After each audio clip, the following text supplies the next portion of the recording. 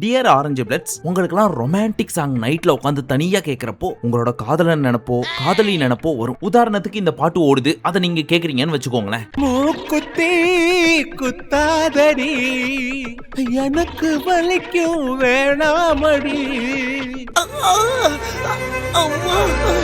இப்படி தானே உங்களுக்கு ஃபீல் ஆகுது. ஆனா ஏனே தெரியல இதே பாட்டை நான் கேக்குறேன்னு வச்சுக்கோங்களேன். மூக்குத்தி குத்தாதடி எனக்கு வலிக்கும் வேணாமடி.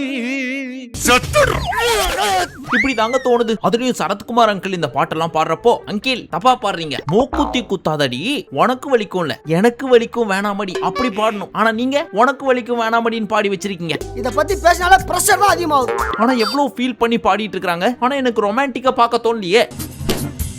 ஏன் அந்த மூஞ்சில ரொமான்ஸ் வர மாட்டேங்குது? என்னதான் என் மைண்ட் கிட்ட ஒரு ரொமான்டிக் சாங், ஒரு காதலன் தன் காதலியை நினைச்சு உருகி உருகி மூக்குத்தி குத்துனா கூட வலிக்குன்ற அளவுக்கு ஃபீல் பண்ணி பாடுறாரு அப்படின்னு என் மைண்ட் கிட்ட சொன்னாலும் என் கரப்டட் மைண்ட் தப்பு தப்பா யோசிக்குது. என்ன மைண்ட் இது? மானங்கட்ட மைண்ட். இந்த பாட்டுல இந்த லைன் மட்டும் கிடையாது, அடுத்த லைனை கேளுங்களேன். முல்லப்பூ காம்புதான் உங்கைய குத்தாதா, ஊருக்குள் காம்பில்லாத பூவும் பூக்காதா. ஓ, காம்பில்லாம பூ வேணுமா?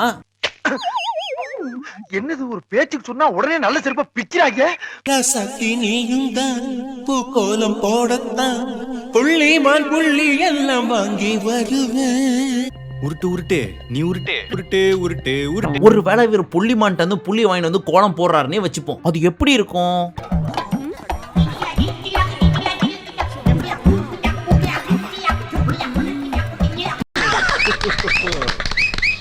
இது மட்டும் இல்லைங்க, ஏகப்பட்ட பாட்டு. உதாரணத்துக்கு இந்த பாட்டை கேளுங்களேன். உன் தலைமுடி உதிர்வதை கூட தாங்க முடியாது அன்பே. கார்த்திகா ஷாம்பு உங்களுக்கு தரும் நீளமான அடர்த்தியான கூந்தல். இல்ல நீங்களே சொல்லுங்களேன், தலைமுடி உதிர்றதையே தாங்க முடியல அப்படின்னா அடுத்து நீ என்ன கேட்க போறங்கிறது எனக்கு தெரியும். கேட்ட மகனை அசிங்கமா பேசி போடுவேன். அட அது இல்லைங்க, கைமுடி கால் முடி நெஞ்சு முடி எல்லாம் உதிர்றப்ப எவ்வளவு வலிச்சிருக்கும்ல.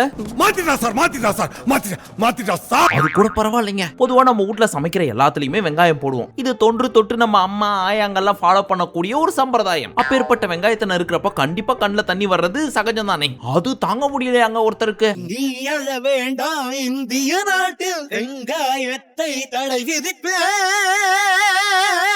சும்மா போய ஆள்ல இருக்கிறதுக்காக நீ என்ன வேணாலும் சொல்லுவியா? சரி, இந்தியால தடை விதிக்கிறீங்க, ஓகே. உங்க ஆளு ஃபாரின் கீரின் போனா உன்னை இந்த மாதிரி எல்லாம் பேச சொல்லி யாரா சொல்லி கொடுக்குறா?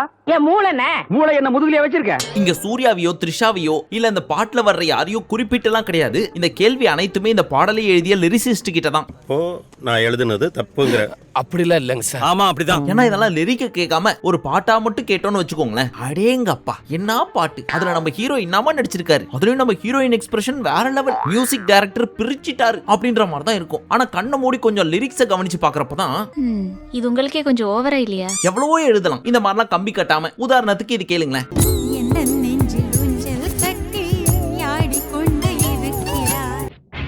நல்லா இருக்கு. நல்லா இருக்கியா? நல்லா இருக்கு. நல்லா தானே இருக்கியா? இப்போ ஜோதிகா மனசுக்குள்ள பூந்து இவர் ஊஞ்சல் ஆடிட்டே இருக்காரு எப்ப பார்த்தாலும்.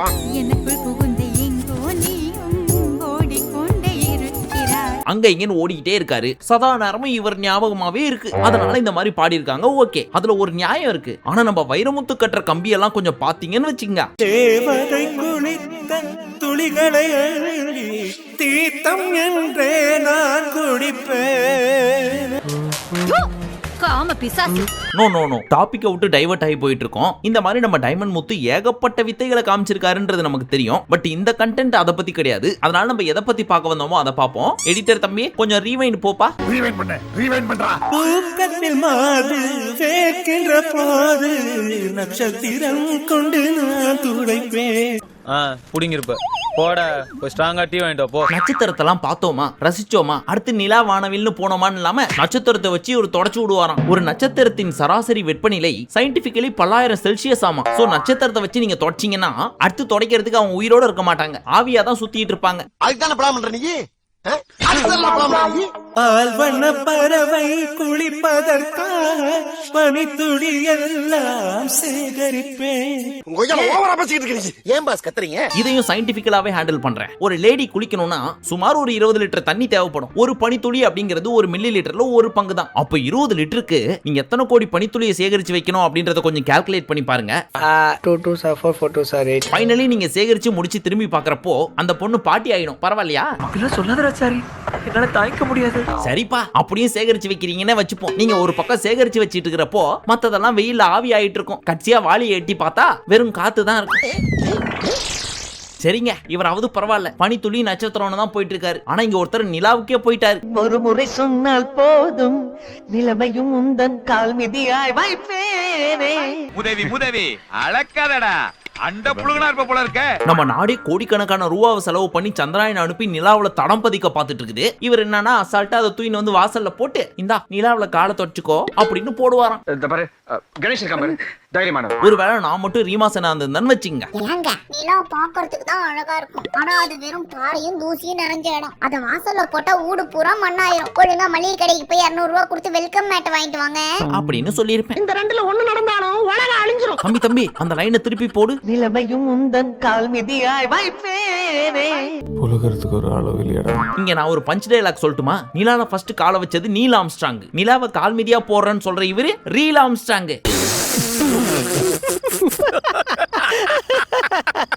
அடுத்த சாங்க பார்க்க போறதுக்கு முன்னாடி உங்க எல்லார்ட்டையும் ஒரு கேள்வி. நம்மள வெஜ் நான்வெஜ் நிறைய பேர் பிரிஞ்சு இருப்போம். ஆனா எறும்பு வெஜ்ஜா நான்வெஜ்ஜா? எனக்கு என்னடா தெரியும்? கூகுள்ல எல்லாம் சர்ச் பண்ண கூடாது. அப்படி நீங்க கேட்டாலும் அது ஆம்னிவோரஸ் தான் சொல்லும். அதாவது அந்த பீஸும் நான்வெஜ் திங்கும் அப்படின்னு சொல்லும். ஆனா ஒரு ஊர்ல மட்டும் எறும்பு பியூர் வெஜிடேரியன். அது என்னப்பா ஊருன்னு கேக்குறீங்களா? சொக்கம்பட்டி. நம்பிக்கை இல்லையா? நீங்களே பாருங்க. இங்க எறும்பு கூட யாரையுமே கடிக்காதுடா. ஒன்றும் விளங்கவில்லையே. புரியலையா? அந்த ஊருக்குள்ள இருக்கிற எறும்பு மட்டும் யாரையுமே கடிக்காதான். அப்ப அது வெஜிடேரியன் தானே? ஏன்னா மூக்கு புடப்பா இருந்தா சில நேரத்துல இப்படி எல்லாம் யோசிக்க தோணும் கொஞ்சம். அடுத்து நீங்க எல்லாம் படையப்பா படம் பார்த்திருப்பீங்க. அதுல நம்ம தலைவரோட அப்பாவான சிவாஜி அவர்கள் புள்ள சம்பாரிச்சு வச்ச காசெல்லாம் சேர்த்து வச்சு ஒரு மலையை வாங்கி வச்சிருப்பாரு. அந்த மலையோ கிரானைட் மலை. அந்த மலையை உடைக்கிறதுக்கு பல பேர் கஷ்டப்பட்டு இருப்பாங்க. அண்ட் ஒரு பாட்டு ஃபுல்லா உடைச்சிட்டு இருப்பாங்க. வெட்டி கொடி கட்டு மலைகளை முட்டும் வரை முட்டு, லட்சியம் எட்டும் வரை எட்டு, படையெடு படையப்பா. சார் புரியுற மாதிரி சொல்லுங்க சார். எதுக்கு இவ்வளவு கஷ்டப்படணும்? அப்பவே நம்ம தளபதி கிட்ட போய் நீ பெருசா நான் பெருசான்னு சண்டை எல்லாம் போடாம, தம்பி எனக்கு ஒரு மலையை உடைக்கணும், கொஞ்சம் ஹெல்ப் பண்ணு அப்படின்னு கேட்டிருந்தா, உங்களுக்கு இல்லாத தலைவரே தோ இப்பயே உடைச்சு கொடுக்குறேன் அப்படின்னு சொல்லிருப்பாரு. ஆனா எனக்கு பின்னாடி வந்த பையன் இவன் உடைச்சு கொடுத்து நான் வாங்குறதா, அதுக்கு நானே ஆள் போட்டு உடைச்சுக்கிறேன்னு போயிட்டாரு. அது சரி, அவரு மட்டும் எப்படி உடைப்பாரு அப்படின்னு கேக்குறீங்களா? மலைகளை கட்டி இழுப்பது எனக்கு சுலபம் தான் இல்லையா? ஓ, நீ அப்படி வரியா? மலையை சுலபமா எடுக்கிறாங்கிறாரு. அப்படி இருக்கிறப்ப நீங்க கேட்டிருந்தீங்கன்னா ஹல்க் லோக்கி அவெஞ்சர்ஸ் படத்துல போட்டு அடிக்கிற மாதிரி ஒரு மலையை இழுத்து போட்டு அடி அடின்னு அடிச்சு கொடுத்திருப்பாரு. இருந்தாலும் கேட்டிருக்கலாம். நான் நினைச்சா பண்ணலாம், ஆனா பண்ண மாட்டேன். இந்த மாதிரி ஏகப்பட்ட இயற்கை வளங்களை தன்னோட சுயநலத்துக்காக இஷ்டத்துக்குன்னு போட்டு யூஸ் பண்றாங்க நம்ம heroes. Sorry lyricist. Professional ethics, தொழில் தர்மம். இதுல பரிதாபமா மாட்டிக்கிறது ஹீரோஸ் தான். இதை தாண்டி இன்னும் நிறைய பாடல்கள் இருக்கு. உன் நிழல சட்டையா தச்சு போட்டுப்பேன், உன் சுவாச காத்த எடுத்து பலூன்குள்ள ஊதி என் இதயத்துக்குள்ள வச்சுப்பேன். இந்த மாதிரி பல இருக்கு. அதெல்லாம் அடுத்தடுத்த பார்ட்ல பார்க்கலாம். இப்போ உங்களுக்கு ஒரு முக்கியமான அப்டேட். எங்க போனாலும் எந்த வீடியோ போட்டாலும் அது கீழே கமெண்ட் செக்ஷன்ல ஒரு பெரிய கேங்கே எப்ப பிக் பாஸ் சீசன் 3 வீடியோஸ்லாம் வரும் அப்படின்னு கேக்குறீங்க. அந்த மாதிரியான கமெண்ட்ஸுக்கு ஏகப்பட்ட லைக்ஸ் வேற. அதுக்கு என்ன பதில் சொல்றதுன்னு தெரியல. எங்க நிலைமையை எப்படி சொல்லி புரிய வைக்கிறதுன்னு புரியல. சொல்லவும் முடியல, மெல்லவும் முடியல. மெல்ல வேணாம், சொல்லு. சொல்றேங்க. அதுல இருந்து எங்களுக்கு லாபம் வருதோ இல்லையோ, இத்தனை தடவை நீங்க கேக்குறீங்கன்றத மதிச்சாவது நான் பண்ணணும். அதுதான் மரியாதை. சோ உங்களுக்காக எல்லா வீடியோவும் நான் பண்றேன். ஒரே ஒரு ரெக்வெஸ்ட், முடிஞ்ச அளவுக்கு உங்களோட பிக் பாஸ் விரும்பிகள்ட்ட எல்லாம் இதை ஷேர் பண்ணுங்க. சரி, எப்பையில இருந்து இந்த வீடியோ வரும் அப்படின்னு கேட்டீங்கன்னா, அதாவது அடுத்த சனிக்கிழமை மார்ச் 14 இருந்து ரெகுலராகவே உங்களுக்காக போஸ்ட் பண்றேன். பட் அதெல்லாம் பார்க்கணும்னு நினைச்சீங்கன்னா மறக்காம ராகேஷ் அண்ட் ஜெனி 2.0 சேனலை சப்ஸ்கிரைப் பண்ணி வச்சுக்கோங்க. அண்ட் இதுக்கு முன்னாடி 5 வீடியோஸ் போஸ்ட் பண்ணிருக்கோம், டே 1ல இருந்து 5 வரைக்கும். அதெல்லாமும் பார்த்துட்டு ரெடியா இருங்க. மீண்டும் உங்களை அடுத்த வீடியோவில் சந்திக்கும் வரை நன்றி, வணக்கம், நமஸ்தே, நமஸ்கார்.